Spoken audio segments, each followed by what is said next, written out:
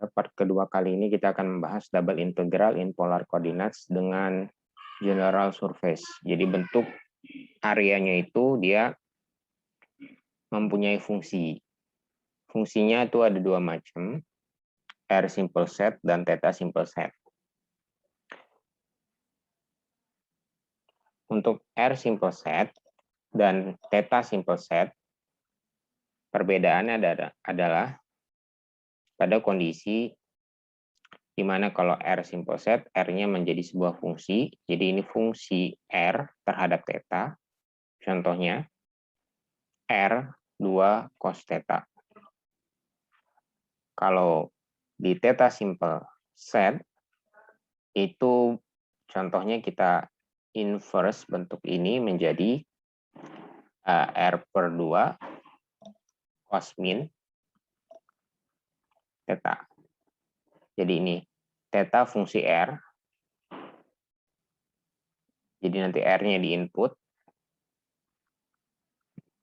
Nanti dapat tetanya. Untuk kedepannya, kalian akan lebih banyak menggunakan R simple set ketimbang menggunakan theta simple set. Karena justru theta simple theta ini itu nanti jadi integralnya jadi kompleks, lebih sulit. Walaupun nanti ada suatu saat di mana theta simple set itu bisa dipergunakan, tetapi pada umumnya lebih banyak menggunakan R simple set. Hampir seluruh tipe soal menggunakan R simple set. Untuk surface atau boundary-nya itu ini R memiliki dua fungsi, G theta dan G2 theta. Misalnya yang ini G1 theta, yang di sini G2 theta. Kalau yang theta simple set, ini theta 1 R dan ini theta 2 R.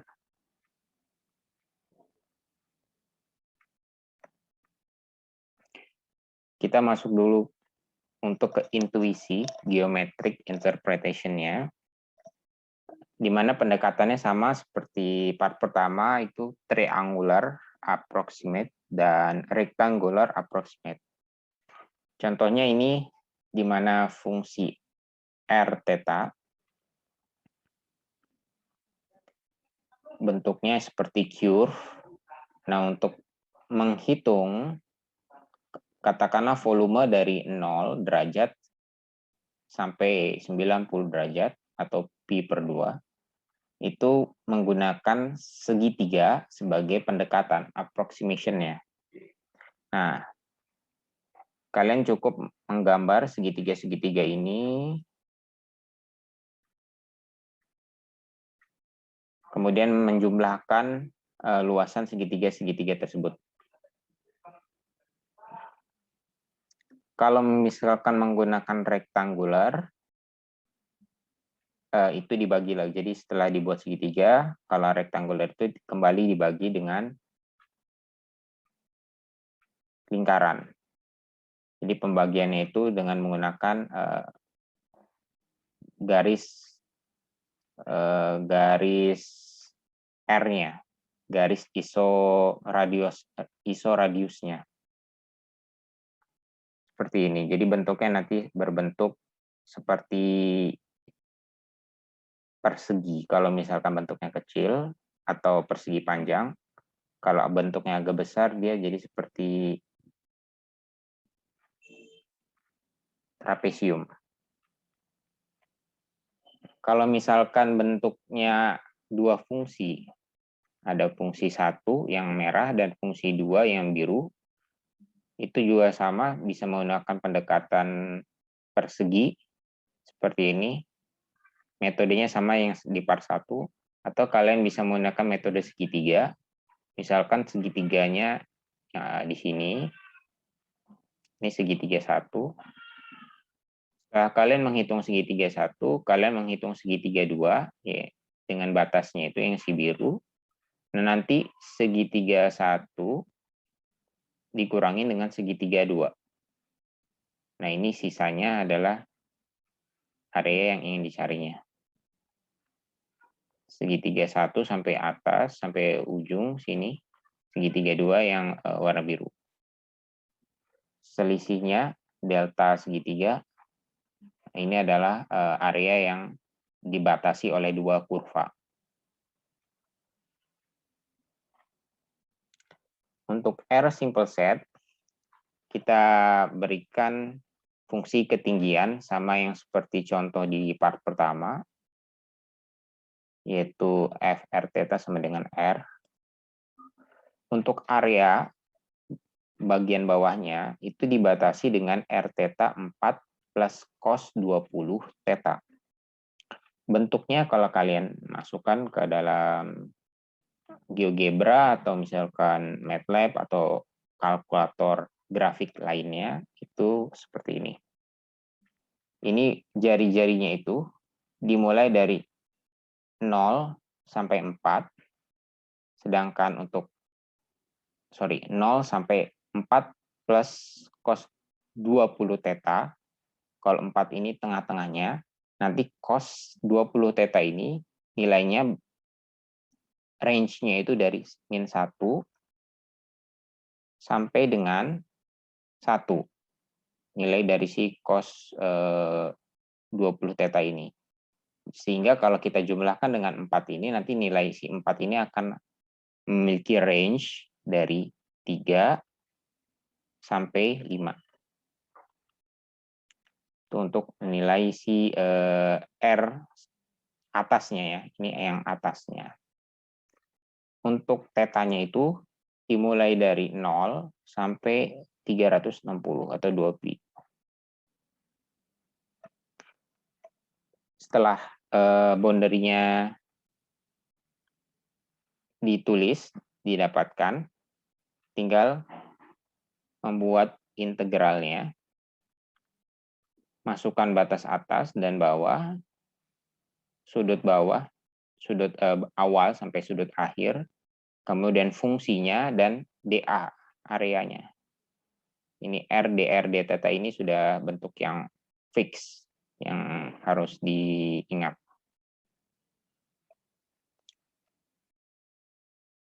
Contoh kedua, diberikan dua buah fungsi batas atas dan batas bawah. Fungsinya mirip, hampir mirip, perbedaannya cuma nanti di cos 20 tetanya ini dikali setengah. Jadi range-nya itu nanti dari 3,5 sampai 4,5 berarti.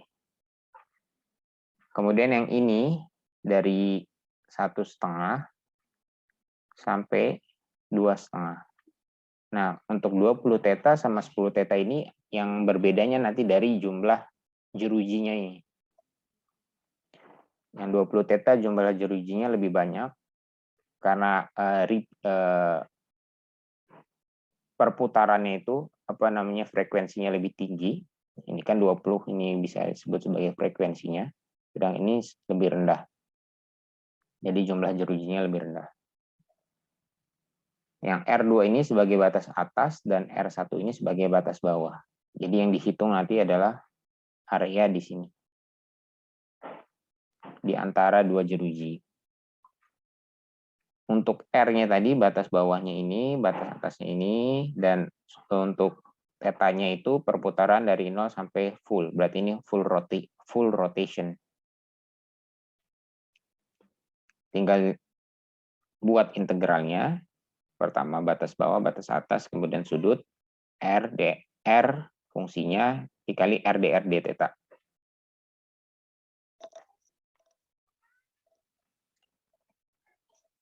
Oke, kalau misalkan kita ingin mengubah polar menjadi kartesian, fungsi polar menjadi fungsi kartesian,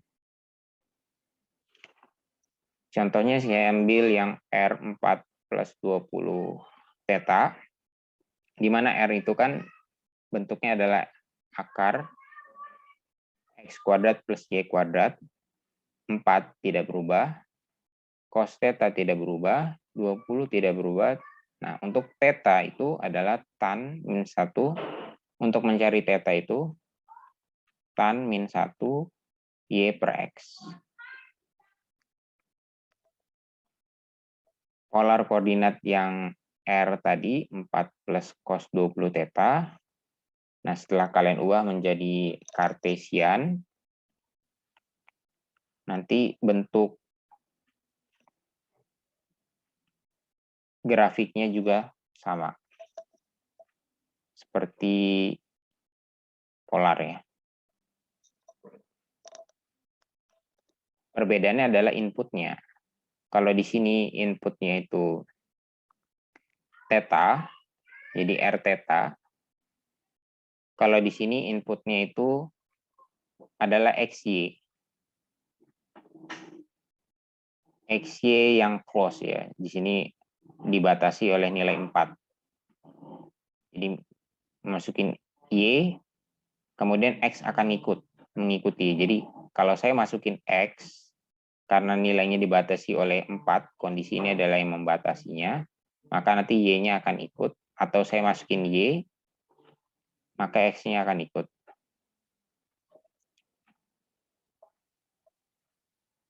Untuk theta simple set, saya ambil contoh Y sama dengan sin X. Jadi si Y ini adalah fungsi dari X, atau nanti si X ini nanti bisa berubah menjadi R-nya ya.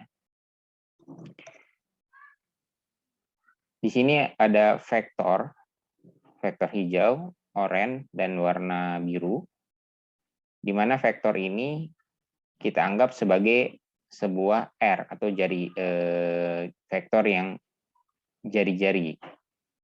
Seperti di sebelumnya, kalau di sini misalkan X dan juga sebagai R. Nah, si vektor ini adalah jari-jari R. Di sini juga kita anggap vektor-vektor ini adalah jari-jari atau R-nya. Dan sudut yang dibentuk antara vektor dengan X-aksis itu nanti sudut theta.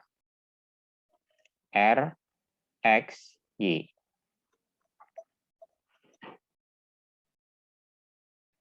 Untuk menghitung R, berarti ini X kuadrat plus ini kan Y kuadrat. Karena Y itu sama dengan sin X, maka kita bisa ubah jadi sin kuadrat X.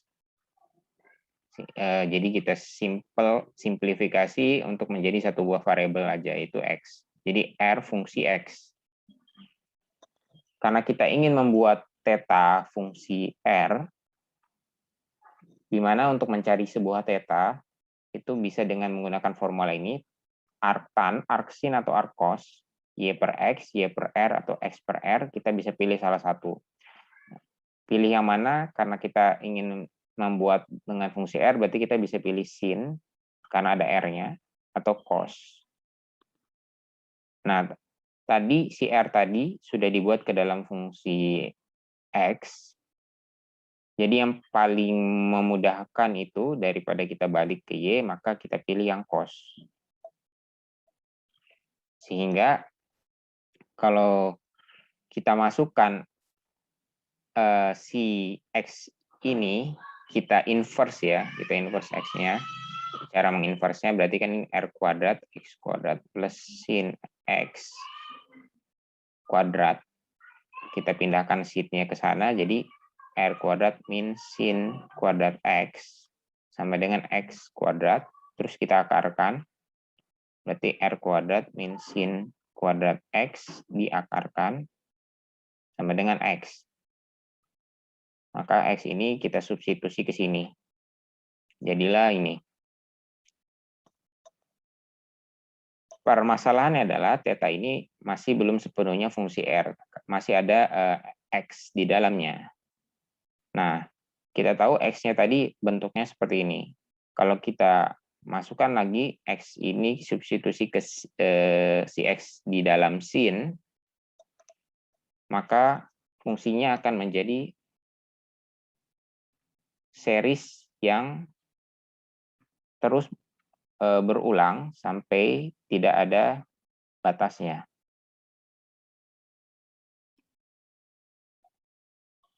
persamaan dia sendiri kita masukkan ke dalam X. Jadi repeat terus hingga infinite series. Maka ini menjadi sebuah problem yang tidak sederhana. Apabila kita masukkan X mendekati R saat R itu sangat besar, jadi R-nya itu sudah mendekati nilai X, jadi kita bisa ganti si X ini menjadi R. R kuadrat min sin kuadrat R. Tapi ini hanya berlaku untuk X yang sangat besar. X atau R yang sangat besar. Sedangkan untuk daerah yang sampai sini, katakanlah, ini nilai theta yang didapatkan nanti errornya cukup besar karena mengganti nilai X mendekati nilai R. Makanya kondisi theta simple set ini jarang digunakan karena fungsinya sendiri sudah sangat kompleks dan nanti proses integralnya menjadi tidak mudah.